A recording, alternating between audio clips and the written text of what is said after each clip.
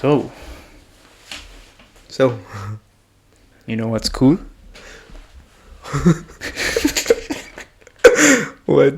what's cool? The ontological argument for God. What? Let me explain. Please. Let me explain further. All right. I want you to imagine a being in your head. This being is the most perfect being that you can conceive in your head. So, he's kind, he's merciful, he's all powerful, all knowing. Mm-hmm. Just keep adding on Whoa. on good Whoa. adjectives. Whoa. It's very big, very big guy. Very big guy. Very big guy. Muscular. Yeah. So yeah, this, and just keep imagining how perfect this being is in your head, Mm-hmm. Yeah. right? And now, after you've added all these qualities on, all these perfect qualities on, Mm-hmm.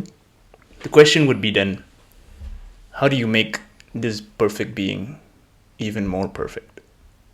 What would you have to do? Wasn't that the first task? To keep adding perfect stuff? Yeah, and then But let's say when I've run out of perfect things. exactly. Okay. When you've convinced yourself that this is the perfect being in your head, this Yeah. being that I'm imagining is the perfect being in my head. Mm-hmm. Once you've convinced yourself that that's it, then the next question is, how do you make it even more perfect? Mm-hmm. And an answer to that would be to make this being that you've imagined in your head a real being, an existent being. To make him existent.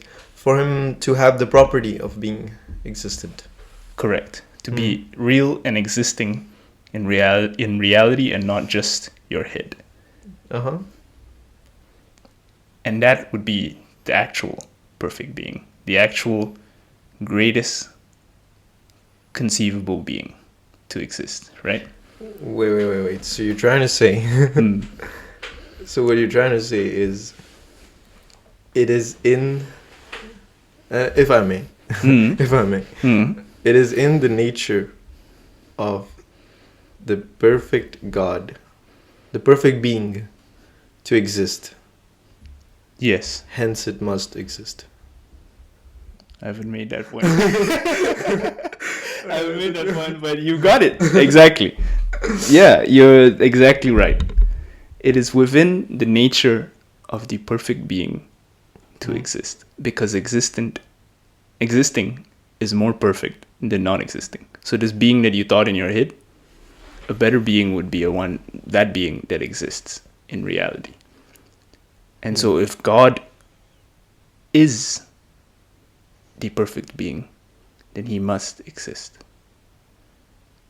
Mm-hmm. If God is the perfect being, he must exist. Or if a being is perfect, he must exist. Yes. He or she must exist. Any being that's perfect? Actually, no, that's the wrong phrasing. God is the perfect being. Uh-huh. God is the concept of the perfect being, right? Mhm. Even if you don't believe he exists. But if you believe in the concept of God being the perfect being, then you must also believe that he exists. Because it's within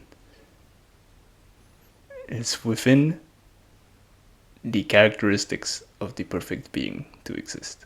Hence it must exist. Hence it must exist. So, I mean, right off the bat, I can think of some... So right off the bat. some for and some against. Firstly, I like the reasoning, perfect reasoning. Perfect reasoning.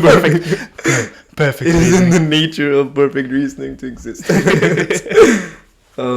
But yeah, I like when it's put that way, that it's in the nature of the perfect being to exist, hence it must exist. Because if you take out it not existing, it's not perfect. Correct. Right? And God, by definition, Mhm. is the perfect being. Mhm. That means he must exist. He must exist. He must exist. He must exist. But It's just out there being perfect, man. But okay, firstly, but that means it is in the nature. Okay, imagine. Okay, imagine an apple in your head. And it's the perfect apple. Keep adding attributes to this apple until it's perfect. You know what would be more perfect than this apple? What? If it exists. Oh, damn. Yeah, it probably does. It's God's eating him right now, the apple. It's in God's hand. They're all hanging out together. All the perfect stuff there it's just in God's house. But so the first thing that comes to my mind that you can use this reasoning for other anything, things. for everything, basically. Yeah. Yeah, go on. So if anything is perfect, it must also exist. Right? I mean, it must have the attribute of existing for it to be perfect.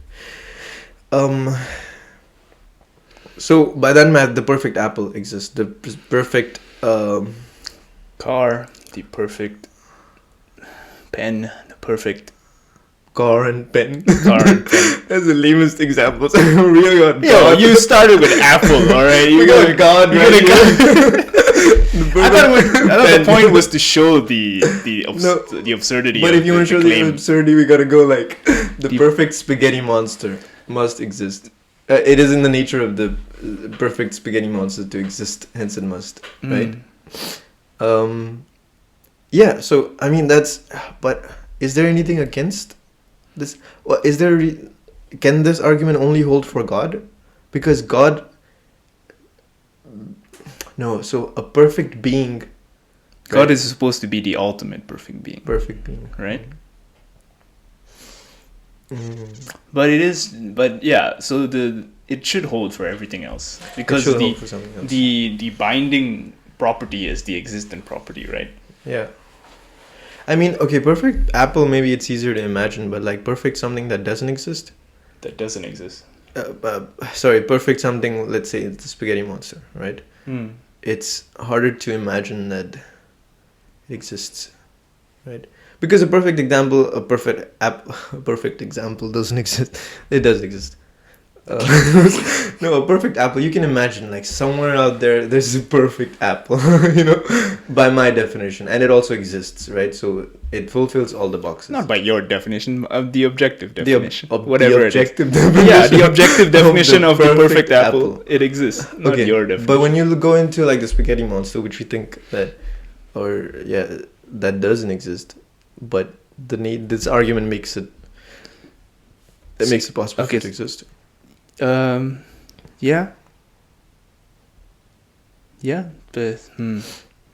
but I remember the last time you brought up a very important point. Why must the perfect thing have the attribute of existing? Correct. Like the fundamental assumption here is that existence is more perfect than non-existence. That imaginary, why can't imaginary concepts be as perfect as real concepts? Right? Yeah. Or real things that exist. Yeah, because it's almost biased, like a human bias to believe that the existence. Because we're real. Yeah, because we are. Yeah. But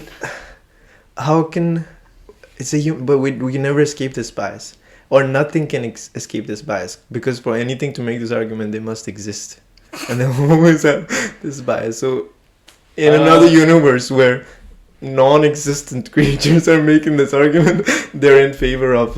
They're like, hey, the perfect being must not exist. Now I'm saying that it's the automatic. Yeah, you said it first, right? It's the assumption that existence is better than non-existence, but we shouldn't be assuming things, right? We should look at each point as objectively as possible. Exactly. And I think that assuming that existence is better than non-existence is it's not necessarily true. But the question is, like, if you say the perfect apple exists, you can accept this. right? It doesn't break the argument too much, right? Yeah. But then if you say the perfect spaghetti monster, does it break the argument though? Shouldn't why can't there just be a spaghetti monster also? There could be. I mean, Doesn't refute God, right? yeah. But then you start asking questions like, does the perfect God that has one arm exists? The perfect God that has two arms exists. Three arms? 4 arms? But there is something 2 left specific- arms? there is something. So, for example, the perfect spaghetti monster. It has attributes of the spaghetti monster, the perfect ones, but it has the existent ones. But God there's something special about the concept of God though, because God not only does he exist by this argument, but he also has the attributes that we give to a supreme being. Yeah, you know, correct. that he is all omnipresent, all of that stuff, right? So not everything by this argument is like becomes God, right? No, of course not. No, just Okay, the so existence, just its existence and its exists. perfectness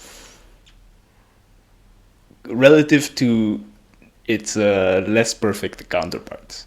Right. All the other So counterparts. all the apples, and then up there is the perfect apple.